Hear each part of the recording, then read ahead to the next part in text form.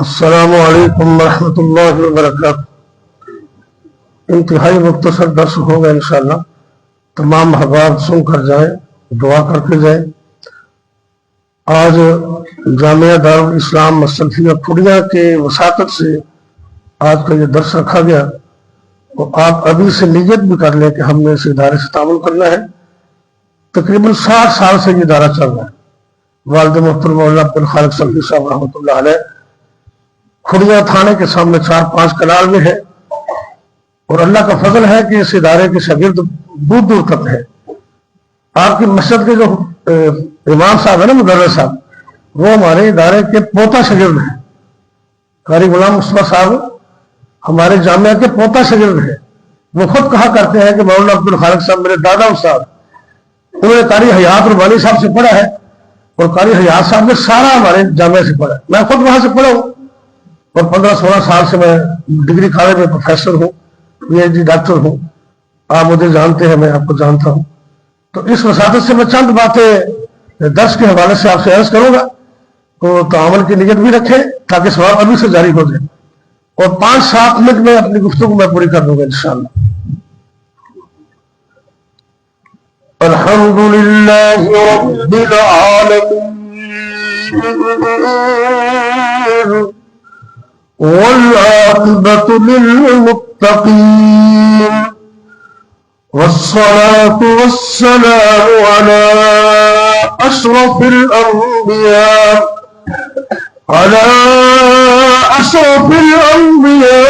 والمرسلين،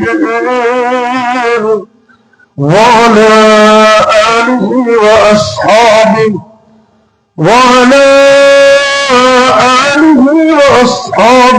أجمعين۔ رب اشرح لي صدري ويسر لي أمري واحلل عقدة من لساني يفقهوا قولي، أما بعد فأعوذ بالله السميع العليم من الشيطان الرجيم، بسم الله الرحمن الرحيم۔ شهر رمضان الذي أنزل فيه القرآن، سورة البقرة، رقم السورة 2، ورقم الآية 185۔ سورہ بقرہ کی آیت نمبر 185۔ اللہ رب العزت فرما رہے ہیں کہ رمضان کا مہینہ وہ عظیم مہینہ ہے جس میں قرآن جیسی انقلابی کتاب نازل ہوئی۔ یاد رکھیے، رمضان صرف کھانے پینے سے رکنے کا نام نہیں ہے۔ یہ توجہ طلب باتیں میں چند منٹوں میں عرض کروں گا۔ رمضان مومن کے لیے تربیت گاہ ہے، یہ نیکیوں کا موسم بہار ہے۔ آپ سرکار نے فرمایا وہو شہر الصبر، یہ صبر کا مہینہ ہے، اور صبر کے بارے میں فرمایا والصبر ضیاء، صبر وہ روشنی ہے جس کو ضیاء کہتے ہیں۔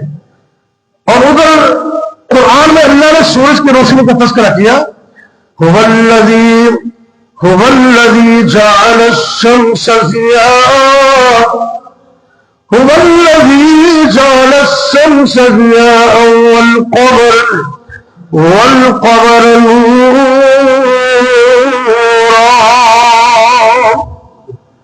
اللہ فرماتے اللہ وہ ہے جس نے سورج کی روشنی کو ضیاء بنایا، چاند کی روشنی کو نور بنایا۔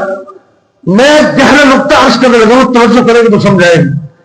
آج دنیا سولر میں چلی گئی ہے، گھروں گھروں کے اندر سولر کی پلیٹیں ہیں، سسٹم دنیا کا اس میں چل رہا ہے۔ آپ سمجھتے ہیں کہ یہ سسٹم سورج کی روشنی سے چلتا ہے، چاند کی روشنی سے نہیں چلتا۔ ادھر سورج کو اللہ نے قرآن میں ضیاء کہا، نبی پاک نے اس مہینے کو صبر کہہ کر صبر کو ضیاء کہا۔ کیا مطلب ہے؟ رمضان کا فلسفہ کیا ہے؟ جس طرح تم دنیاوی سسٹم سورج کی کرنوں سے حاصل کر کے دنیاوی انرجی کو سیو کرتے ہو، اپنے بیٹری کو چارج کرتے ہو، ایمان کی بیٹری کو کو چارج کرنے کے لیے رمضان کا مہینہ ہے، اس میں روزہ رکھے، اور روزہ ایسا نہ ہو روزہ رکھ کر ان ہاتھوں سے کم تولو، کیا فائدہ؟ روزہ رکھ کے زبان سے جھوٹ بولو، کیا فائدہ؟ روزہ رکھ کر کانوں سے گانے سنو، کیا فائدہ؟ بڑے افسوس سے کہہ رہا ہوں کہ پچھلے سال تجزیہ ہوا، سب سے زیادہ فوج فلمیں پاکستان میں رمضان کے مہینے میں دیکھے گئے، جبھی استغفر اللہ۔ آج کا نوجوان موبائل کے پیچھے پڑ گیا تو سوتے سوتے بھی گندی فلمیں دیکھ کے سو جاتا ہے۔ جو یاد رکھنا، جس حالت میں مر جاؤ گے قیامت کو اسی حالت میں اٹھائے جاؤ۔ کاش کہ ہم قرآن پڑھ کے سو جاتے۔ ہمارا روزہ ایسا ہو، ہاتھوں کا روزہ، تیری آنکھوں میں حیا ہو، کانوں کا روزہ، پاؤں کا روزہ، اور تیرے دل کی سوچ کا روزہ۔ ہماری سوچ ہے نیگیٹو، اپنی سوچوں کو بدلیے۔ میں اس منبر رسول پر مکمل ذمہ داری سے یہ جملہ کہنے لگا ہوں، مکمل ذمہ داری سے، قرآن حدیث کی روشنی میں، کہ جس بندے کا دل اس مہینے میں بھی پاک نہیں ہے حسد بغض کدورت سے، اللہ نے اس کو لیلۃ القدر کے اندر بھی معاف نہیں کرنا۔ آج ابھی سے اپنے دل کو پاک کرے، اللہ سے دعا کرے اللہ ہمارے دل کو پاک کر دے، کسی انسان کے بارے میں حسد بغض کینہ نہ رکھے۔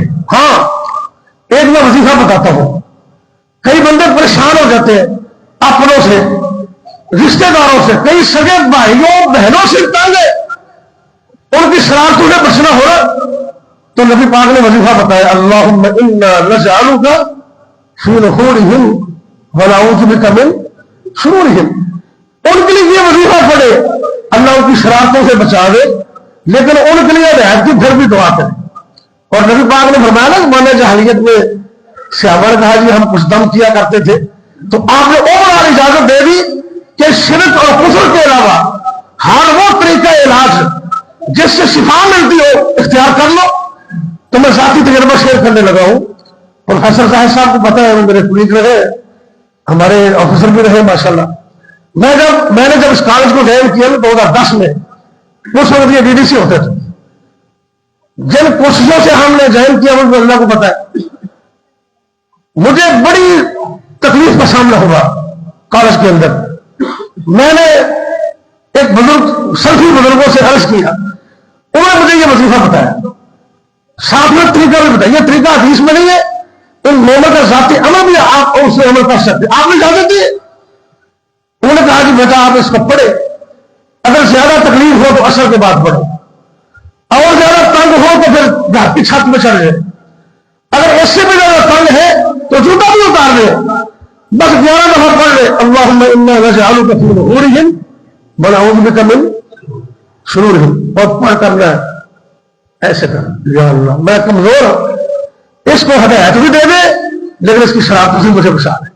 دل صاف رکھے، سلام کہے، سلام کا جواب دے، 1100 مرتبہ نہ پڑے کہ مارنے گیا بندہ، مارنا مقصود نہیں ہے، شرارتوں سے بچنا مقصود ہے۔ میں نے یہ بات کس لیے کہی ہے کہ تم کہو گے ہم تو مجبور ہے، مجبوری کے لیے میں نے وظیفہ بتا دیا۔ تمہارا دل صاف ہونا چاہیے، دل پاک ہوگا تو اللہ کی طرف سے آواز آتی ہے، الصوم لی وانا اجزی بہ، ساری عبادتوں کا ثواب فرشتے لکھتے ہیں۔ جب رونے کی باری آتی ہے نا، ایسا روزہ، اللہ کہتے ہیں فرشتوں پیچھے ہٹ جاؤ، الصوم لی وانا اجزی بہ، روزہ تو بدلے میں میرے لیے رکھا ہے، اس کا اجر میں دوں گا، ایسا روزہ ہونا چاہیے۔ قرآن کی تلاوت، اللہ کا شکر کرو اللہ نے تمہیں امام بھی اچھی قرات بنا دیا، اور تراویحوں کا امام اتنی مسئلہ مجھے سرور آیا الحمدللہ، سب کو الحمدللہ، اور کسی نعمت پر الحمدللہ کہنا چاہیے نا، یہ نعمت ہے۔ رات کو تراویحوں میں قرآن سنو اور دن رات کی گھڑیوں میں خود قرآن پڑھو۔ بخاری کی حدیث ہے، جبریل علیہ السلام آتے نبی پاک کو قرآن سناتے، آپ ان کو قرآن سناتے۔ اس حدیث سے معلوم ہوا کہ قرآن سننا بھی سنت ہے اور قرآن سنانا بھی سنت۔ تیسری بات، عام چلتے پھرتے ذکر و اذکار کریں۔ رمضان کے اندر خاص طور پر پڑھنے والا وظیفہ اور بھی ہے، اللہ تمہاری مٹی کا بھی سونا بنا دے گا۔ نبی پاک کے پاس ایک بندہ آیا، دیہاتی تھا، اس نے کہا حضرت ایک ہی مجھے بتاؤ میں چیز پڑھوں کامیاب ہو جاؤں۔ اس نے ہاتھوں میں گننا شروع کر دیا، دائیں ہاتھ میں اس نے کیا، آپ نے کہا پڑھو سبحان اللہ والحمدللہ ولا الہ الا اللہ واللہ اکبر ولا حول ولا قوت الا باللہ. کتنے کلمات ہو گئے؟ مفسر تک ذرا 4 نہیں ہے 5 ہو گئے. سبحان اللہ والحمدللہ ولا الہ الا اللہ واللہ اکبر ولا حول ولا قوت الا باللہ. اس نے کہا اے اللہ کے رسول صلی اللہ علیہ وسلم یہ تو اللہ کی طرف ہے، میرے لیے کیا ہے؟ آپ نے کہا چلو 60 یہ پڑھا کر. اس نے دوسرے ہاتھ میں کہنا شروع کر دیا. آپ نے کہا پڑھو اللہم اغفر لی وارحمنی واہدنی وعافنی وارزقنی. 5 کلمات یہ ہو گئے. اللہ مجھے معاف کر دے، مجھے ہدایت دے دے، مجھے صحت دے دے، مجھے پاکیزہ رزق عطا کر دے. اتنے آپ نے ہمیں خالی ہاتھ آیا تھا، اپنے ہاتھوں میں بھر کے لے کے جا رہا ہے. یہ پڑھنا آپ نے انشاءاللہ چلتے پھرتے ذکر کرنے، قرآن کی تلاوت کرنے. اور چوتھے نمبر پر عام سرکار اس مہینے میں تیز اندھ سے زیادہ صدقہ کرتے. اپنے مالوں سے صدقہ کرو. میں حیران ہوں اس وقت شاید آپ نے پیغام ٹی وی میں سنا ہو، ڈاکٹر اجمل صاحب ہماری جماعت کے مفتی ہے، کہ کل پرسوں کی بات میں نے سنا کراچی کا ایک بڑا امیر ترین بندہ، بڑا ہی خرچ کرنے والا، لیکن زکات نہیں دیتا تھا. اس کا سگا بھتیجا اس نے اجمل صاحب کو یہ بات بتائی، انہوں نے پیغام دی کہ اور ایک یہ بات بیان کی، اور طریقہ ہے زکات نہیں دیتا تھا، مر گیا، قبر کھودی، قبر میں سانپ آ گیا. دوسری کھودی اس میں بھی سانپ آ گیا. تیسری کھودی اس میں بھی سانپ آ گیا. یہ پیغام ٹی وی کی بات میں کیا اور اس کے سگے بھتیجے نے بتایا. انہوں نے وہ ڈیڈ باڈی کو گھر لے گئے، کہتے ہم تو ایسے دفن کریں. سوچنے لگے اس کا حل کیا ہے. سوچو گا شہر کے علماء مفتی اکٹھے کر لیے. اس کے بھتیجے نے بتایا ایک چیز کا مجھے پتا ہے، ویسے تو خرچ کرتا تھا، زکات نہیں دیتا تھا. وہ صاحب حیثیت تھے، کروڑوں اربوں میں ان کا کاروبار تھا. اللہ کرے پیچھے والے بھی اچھے ہوں، بعد دفعہ تم مرنے کے بعد ایک آنا نہیں خرچ کرنے دیتے ہو. ان کا بھی نہیں، یہ ہمارا باپ تھا، ہم حساب کلیئر کریں گے. مفتیوں نے پورے پچھلا حساب لگا کر زکات کا ذکر کیا. اس کے بعد سے مکمل زکات ادا کی گئی. جب دوبارہ قبرستان گیا تو تینوں قبروں میں سانپ غائب ہو گیا. زکات دو. ایک آدمی آپ کے پاس آیا، اس نے کہا کہ میں اللہ پر یقین رکھوں، آپ کو رسول مانو، 5 وقت نماز پڑھوں، زکات ادا کروں، رمضان کا قیام کروں، رمضان کے روزے رکھوں، میرا کیا قیامت کے دن میری شان کیا ہوگی؟ آپ نے کہا تجھے قیامت کے دن صدیقوں شہیدوں کے صف میں کھڑا کر. آخری بات 2 منٹوں میں توجہ کرے گا. اس مہینے کے اندر خیر خواہی کرے، دوسروں کی معاونت کرے، لوگوں کے چہروں کو پڑھے. اس کی ضرورت کیا ہے؟ جو بندہ کسی کے کام نہیں آتا نا، اس کو بھی زندگی کا کوئی فائدہ نہیں ہے. کرو مہربانی تو اہل زمین پر اللہ راضی ہوگا. اچھے بری پر قیامت کا دن ہوگا، ایک شخص کی ایک نیکی کم ہو جائے، صرف ایک نیکی. اللہ کہیں گے جاؤ بھی کہیں سے ملتی ہے تو لے آؤ. وہ جب نکلا نا پریشانی میں، آگے سے ایک بندہ ملا، اس نے اس کے چہرے کو پڑھ لیا.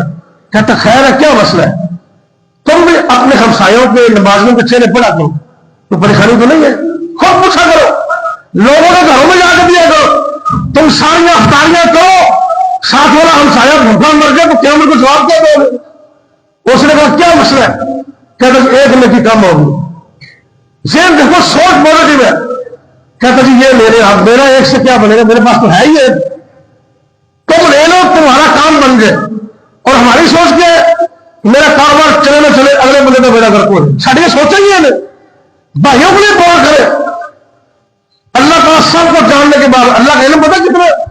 اللہ اکبر. اللہ عالم الغیب والشہادۃ، عالم الغیب والشہادۃ هو الرحمن الرحیم.